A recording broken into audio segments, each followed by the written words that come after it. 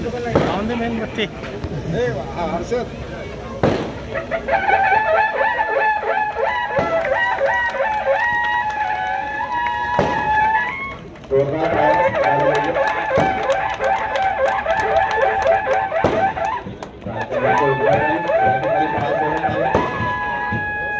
साताऱ्याचे लोकप्रिय खासदार छत्रपती महाराज साहेब तसेच साताऱ्याचे लोकप्रिय आमदार शिवेंद्रसिंहराजे भोसले बांधकाम सार्वजनिक बांधकाम मंत्री महाराष्ट्र राज्य दोघं एकत्रितपणे कार्यक्रमाचं उद्घाटन या ठिकाणी करत आहे.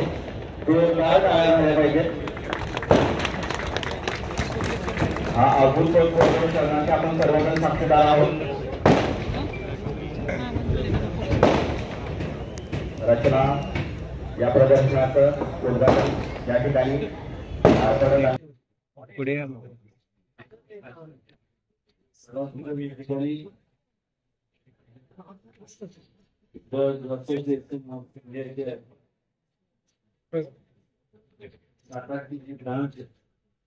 त्यांच्या सर्व पदाधिकाऱ्यांना आणि त्याबरोबर संपूर्ण किंवा इंडियाचे संपूर्ण पदाधिकाऱ्यांना त्यांचे सर्व सहकार्याने मनापासून शुभेच्छा देतो. 34 वर्षापूर्वी ही संकल्पना साकारात जेव्हा सातारा फारसं सातारची वाढ पण त्यात फारशी झाली नव्हती.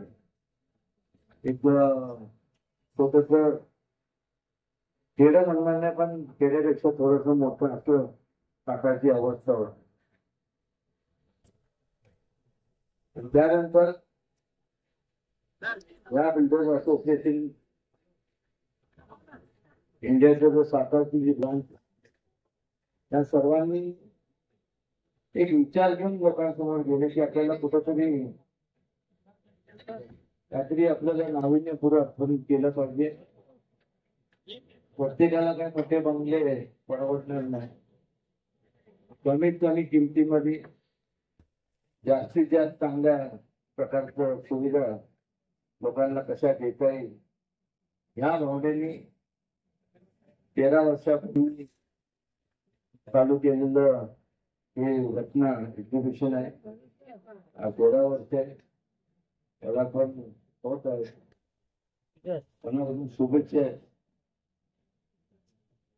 आणि फार बोलण्यापेक्षा मी एवढंच सांगेन की पूर्वी लोक जास्त मोठमोठ्या शहरांकडे धाव घेत होते.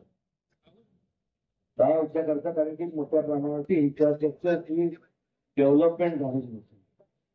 रस्त्याची कनेक्टिव्हिटी नव्हती. तुमच्या रेल कनेक्टिव्हिटी नव्हती आणि त्यामुळं इंडस्ट्री येत नव्हत्या.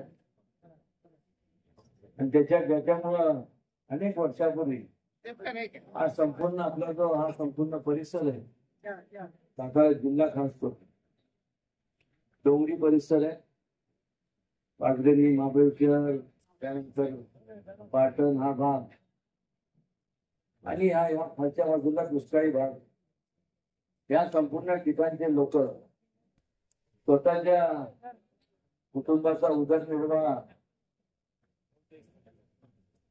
कसं करावा त्यांच्या समोर एक मोठा प्रश्न असला. माझे बंधू भगिनी आणि उपस्थित सर्व तरुण मित्रांनो, तर म्हणजे ज्याचा उल्लेख आता टोपे साहेबांनी केला की रचना या प्रदर्शनाची आतुरतेनं सगळ्यांना सगळेजण वाट बघत असतात आणि अतिशय भव्य दिव्य असे हे प्रदर्शन या ठिकाणी builders association of India through बरोबर जातं. नवीन जे प्रोजेक्ट सातारा आणि जिल्ह्यामध्ये सुद्धा जे होत आहे ते इथं कस्टमरच्या समोर किंवा इन्व्हेस्टर्स वगैरे असतील